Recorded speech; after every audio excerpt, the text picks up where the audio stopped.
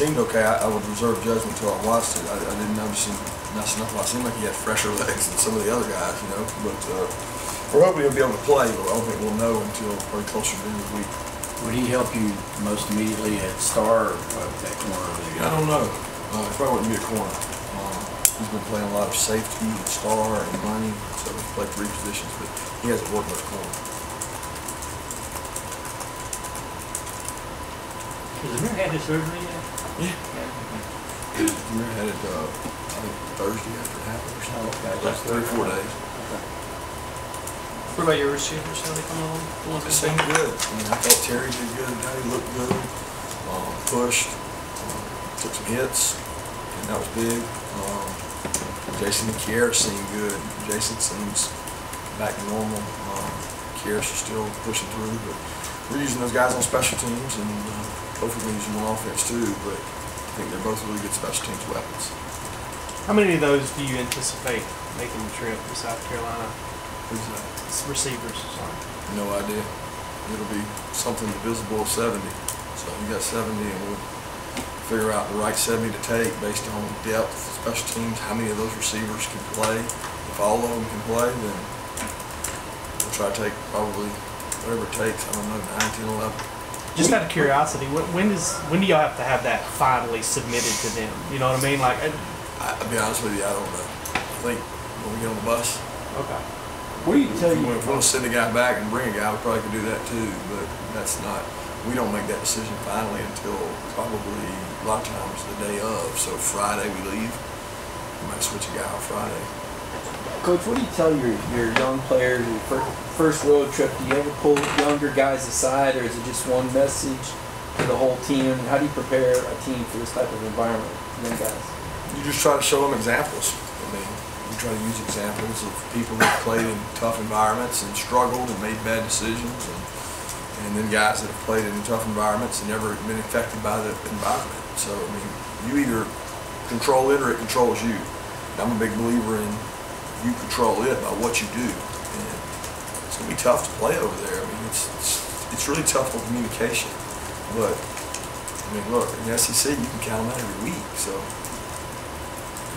Almost the whole practice happens when we're not out there. So, but today, kind of noticed you talking more about composure than we've seen you out there before. I mean, is that something, because this is the first home game, first away game, is that something that you just try to make sure that you're hammering home early? No, that's one of our main pillars. You know, we talk about physicality, toughness, effort, and composure, one of our big ones, because we're a big believer in controlling your actions in the right way. I think every player wants to be physical and play hard and hit people. They wouldn't be in football, but they've also got to play with really good composure. And just on Terry, you know, he's missed obviously a lot of time, but I would assume he would be on any bus that pulls out of here if he can play. Is there any question about his physical ability to get on that bus? I think it's going to depend on if he's healthy enough or not. You know, and that's still to be determined. I mean, because we can't take a guy that's not going to be able to play, and we don't know that yet. I feel good after watching the day that he's going to be able to play, but that won't be certain until finally Thursday. Yesterday you mentioned that the running backs missed a lot of holes in the pass game. I didn't say they missed a lot. Not a lot. Okay, They missed a few. I wouldn't say a lot. They rushed for, I don't know what we rushed for, but they didn't miss a lot. What are you doing in practice to prevent that from happening this weekend? You know, I think it's more patience, because the same run that one or two of them might have missed, they've made before. So it's more repetition, being patient. First game, maybe jitters, just a couple plays that they tried to bounce out. I think they'll be the first to tell you that, but it's not a lot of it. It's more being patient. Our backs do a good job of their vision, and they kind of go where the hole leads them to go. And you never know with what defense you're playing where it might hit.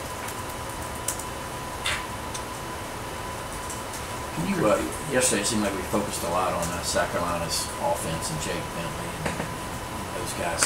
Their defense has improved a good bit too. Can you talk a little bit about them? I guess Brunson is here an elite linebacker as far as middle linebackers go. Yeah, he's really athletic. Sideline to sideline, makes a lot of plays. And there's times where you see him and he reminds you of our guy last year, just sideline to sideline, running all over the place. Really athletic. They're big up front. You know, they did a really good job against us last year in the run game. They're physical, Starts in the middle with Ken Long. He does a tremendous job. You know, Bryson Allen seems like he's been there forever. They've got good corners and safeties. So they do a tremendous job overall on the defense. They play really hard. They play really physical, and they try to make you play left-handed. I mean, they make you one-dimensional and try to force you into things you don't want to do. You kind of, with you and Will having the intersection in your background, do you kind of end up looking in the mirror defensively, kind of what they do and their philosophy?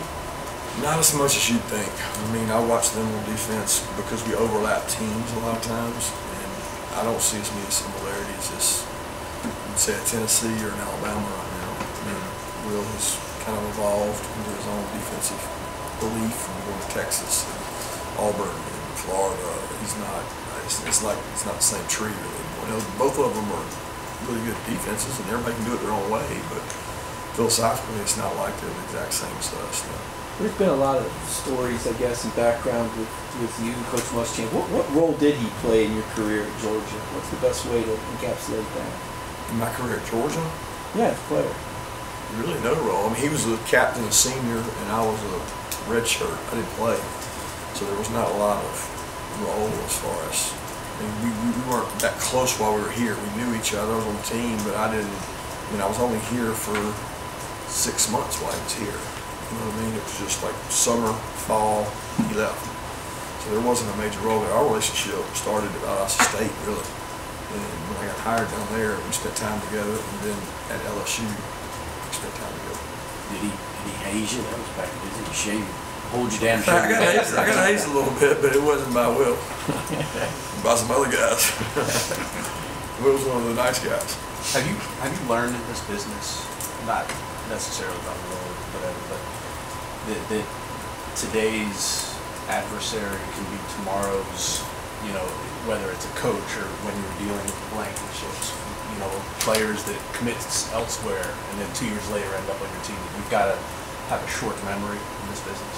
Yeah, absolutely. I mean, if you're looking at it from a coaching perspective, which I don't know if you're asking about the coaching or like those relationships you're talking about, I mean, you can't do it that way. I mean, there's never been a kid that, when he called me to say he wasn't coming to Georgia or wherever I was coaching, that I didn't congratulate. I mean, it does no good to get upset with them because it's their decision. So I think that always comes back when you handle it the right way. And it helps sometimes. Some of those relationships carried over when I went to the NFL because there's kids I recruited that were in the NFL. But I think in the coaching profession, most coaches have a respect, or at least I have a respect for most coaches, that I'm not going to let recruiting come between that coach and I, because I know that's part of the business. And whether he gets the kid or we get the kid, I'm still going to be friends with him. I may work on the staff with him. I may need a job and he may hire me. I don't think that, I learned that a long time ago, that the recruiting does not come between a relationship or a coach, not somebody's a true friend. On the importance of familiarity with you guys, Will was talking about today how, you know, I mean, and I think you guys crossed paths or joined forces together in the NFL when y'all both coached there with the Dolphins. Is that right? I came when he left. Oh, okay. We were the same place, but at the same time. Right. When he left, it opened us up. But he was talking about just the playing divisional teams twice a year and all that stuff, and the familiarity and how overplayed that is. Do you kind of see that the same way? As doesn't really matter how familiar you are with the team because of the fact that new wrinkles and it does all come down to execution? You know, I think it does matter when you play them twice in the same year. I would say the Auburn thing, that mattered. It seemed like it was like back to back. We don't have that in college football. Very rarely does that happen. In the NFL, that happens every year. You know, but I was only in the NFL a year, so I don't really know how those guys look at it. But I don't look at it like, oh, we're so familiar with South Carolina because we play them once a year. We study them a lot. You know, we've got a great program, but I don't look at it like playing somebody back-to-back weeks or once in 4 weeks, twice in 4 weeks. You're talking about Rodrigo Blankenship, and it's kind of went quietly in the game. You know, he made his field goal. He was 8 for 8 on touchbacks. When you go back, I remember you saying, you know, well, I'd like to see more range out of him. I'd like to see his kick, because it's pretty amazing kind of where he's answered every check that you sort of asked for when in those developmental years. Where he is the now? First year to the second year, he answered all that. I mean, that was probably what Notre Dame was the second game, and that was one of his premier games. I mean, as far as kicking went, and I think he did that in the offseason. He really worked hard in the offseason. He said, I want to get stronger. I want to have more distance. I want to be more accurate. He did a lot of that. Now he's got more goals for this year. He sets goals for himself, and He started off the right way. I mean, he did a tremendous job. He's a weapon. He was on Saturday, and I hope he continues to be. Kirby, did the first game tell you much about your pass rush? What did you think of Brandon Cox's first game? I don't think the first game's a good judge. They were such a running team, and they were not going to hold the ball on third down. You know, they were going to get the ball out quick. It was a quick deal. They were going to try to hold the ball, so it was a little bit different. I thought Britton played hard. I think he played things right all the time, but it was his first game. I mean, I'm glad he got to get that under his belt. Britton's practiced really hard this week. I know that, so he's got a motor. What about, I don't know if we've asked you that, Jackson Harris. Yeah, you know, he's got his foot injury and he's had surgery and you don't know how long. I mean, it's probably a little worse than Malcolm's was last year.